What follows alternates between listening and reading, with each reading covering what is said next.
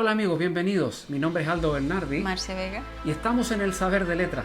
Cuéntanos, ¿de qué se trata eso? El Saber de Letras es un dicho muy antiguo de los judíos en el Antiguo Testamento. A aquellos que tenían conocimiento de la palabra, conocimiento de la Biblia, de los libros de la ley de aquellos tiempos, se le llamaba que era una persona que sabía de letras.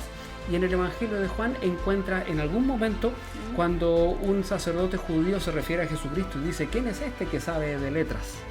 Qué interesante conocer de dónde viene este saber de letras.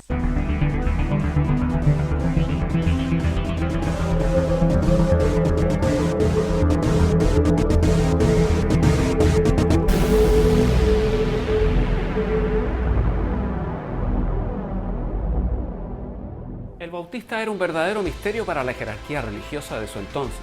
Estaba atrayendo demasiada gente y eso significaba que podía ser peligroso. Los líderes informales no eran bien vistos por el Imperio Romano. Era necesario averiguar quién era realmente y cuáles eran sus intenciones. De ello estaremos comentando a continuación.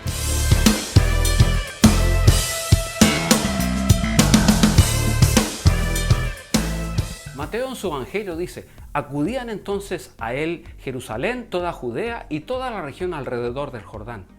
Si es así, no nos sorprende que las autoridades quisieran asesorarse acerca del nuevo movimiento religioso.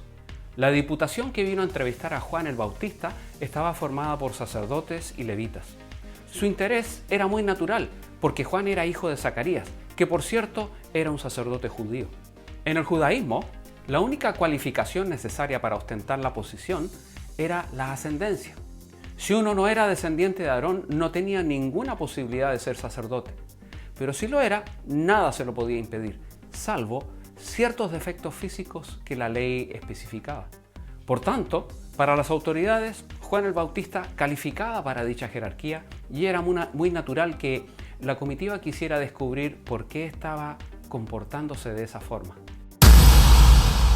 Juan era un predicador que atraía a las multitudes. Una de las funciones del Sanedrín era encargarse de cualquiera que fuera sospechoso de ser un falso profeta. El Sanedrín puede que se sintiera obligado a comprobar si ese era el caso de Juan. Todo esto revela lo suspicaz que era la ortodoxia ante cualquier cosa fuera de lo corriente. Juan no se ajustaba a la idea generalmente aceptada de un sacerdote, ni tampoco la de un predicador. Por tanto, las autoridades eclesiásticas lo miraban con sospecha. Su misión era hacer una simple pregunta: ¿quién eres tú? Juan era un verdadero misterio. No encajaba en sus esquemas y por eso los líderes oficiales querían saber más de él. Le preguntaron si era el Mesías. Los judíos lo estaban esperando y aún lo siguen esperando. Existían varias ideas del Mesías. Algunos esperaban a aquel que traería la paz a toda la tierra, otros al que había de traer el reinado de justicia. Algunos pensaban que sería una figura sobrenatural directamente de Dios. Todavía más, un príncipe de la dinastía de David. Era habitual que surgieran supuestos mesías que provocaban rebeliones. La manera solemne con la que se introduce la respuesta de Juan aún gana mucho más fuerza con el enfático pronombre yo. Yo no soy el Cristo, dice Juan.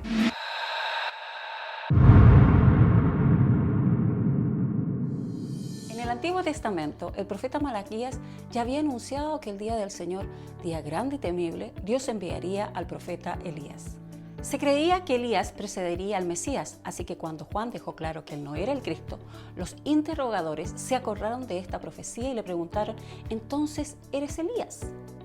Los judíos creían que Elías vendría especialmente para resolver todas las disputas. Decidiría quiénes eran judíos y quiénes no lo eran.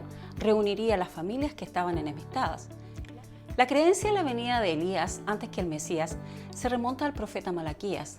Hasta se creía que Elías ungiría al Mesías como rey a la manera tradicional y que resucitaría a los muertos para que participaran del reinado mesiánico. Pero Juan dijo que esos honores no le correspondían a él. Su negación confunde a muchos, porque Jesús había afirmado abiertamente que Juan era el Elías, el que había de venir. La solución a esta dificultad está quizás en que por un lado Juan era Elías y por otro lado no lo era. Pero los judíos recordaban que Elías había sido arrebatado de la tierra en un carro de fuego sin pasar por la muerte. por lo que creían que el Elías que había de venir era el mismo personaje del Antiguo Testamento. Juan no era ese Elías, y es por eso que lo niega rotundamente. Además, tenemos que tener en cuenta que es posible que Juan no supiera que él era Elías. Más adelante, Jesús identifica a Juan con el Elías de la profecía de Malaquías, pero el texto no indica que Juan fuera consciente de ser quien Jesús dice que es. Jesús es el que reconoce el verdadero significado de Juan el Bautista.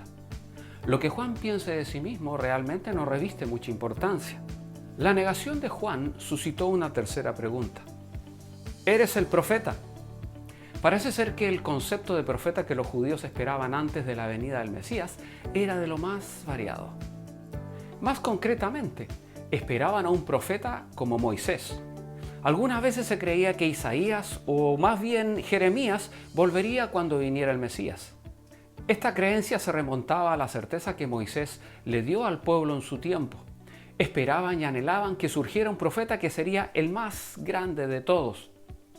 No deberíamos pasar por alto que Juan va contestando cada vez de forma más escueta y cortante. Lo más probable es que reaccionara de esa manera porque no le gustaba hablar de sí mismo. Su misión era dar testimonio acerca de aquel que vendría después de él.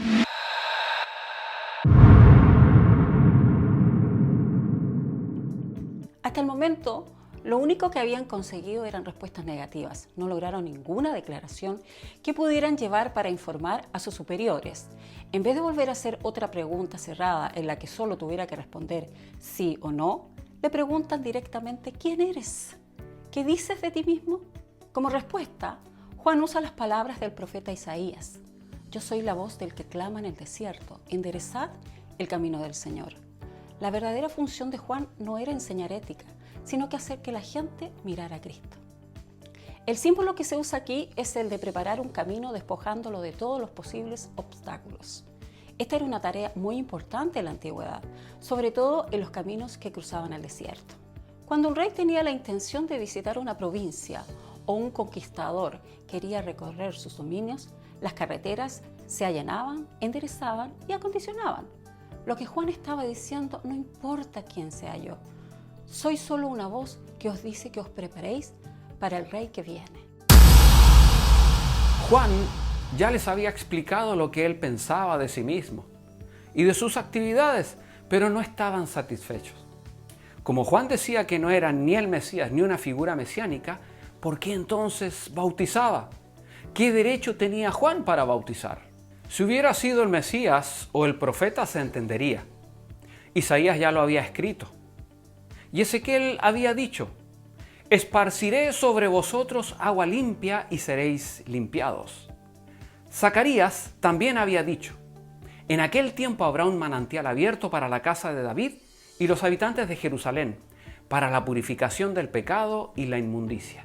Pero, ¿por qué había de bautizar Juan? Lo que hacía el hecho aún más extraño era que el bautismo que se practicaba entonces no era para los israelitas. Al parecer, el bautista, empezando en las cercanías del Mar Muerto, había ascendido gradualmente por el Valle del Jordán hasta alcanzar un pequeño lugar que en los principales manuscritos recibe el nombre de Betania. Se nos dice claramente que esta Betania está al otro lado del Jordán, para que no se confunda con el otro lugar de idéntico nombre donde vivía María, Marta y su hermano Lázaro. Esta última estaba cerca de Jerusalén. Aunque se desconoce la ubicación exacta de la Betania mencionada en nuestro párrafo, parece ser que no estaban muy equivocados los que la sitúan en la orilla oriental del Jordán, a unos 20 kilómetros al sur del mar de Galilea y a 30 más o menos al sureste de Nazaret.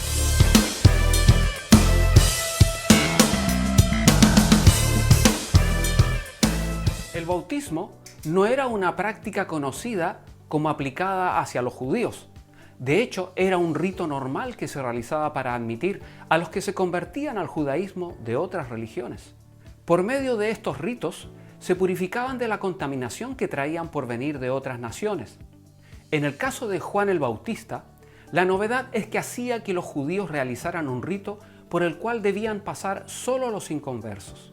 Todos los judíos aceptaban que los gentiles estaban contaminados y debían ser purificados, pero poner a los judíos en el mismo saco era inconcebible.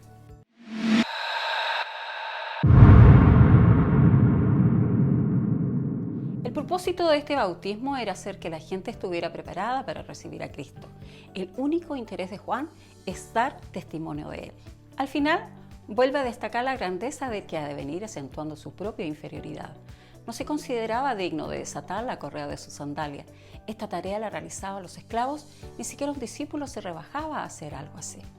Los maestros en la Palestina antigua no recibían un salario, pero como compensación los discípulos solían hacer por ellos una serie de pequeñas tareas o favores, pero algo tan bajo como desatarles las sandalias solo lo hacían los esclavos. Hay un refrán rabínico que dice: todas las tareas que los esclavos hacen por sus amos, hará el discípulo por su maestro, a excepción de desatarle la correa de las sandalias. Juan escoge la tarea que, según el refrán rabínico, era demasiado humillante para un discípulo y se declara indigno de realizarla para aquel que había de venir después de él. Bueno, hemos llegado al final de nuestro espacio y esperamos que les haya gustado nuestro programa. Confiamos en que haya aportado algo a vuestros conocimientos. Nos vemos en una próxima oportunidad. Hasta la próxima. Chao. Chao.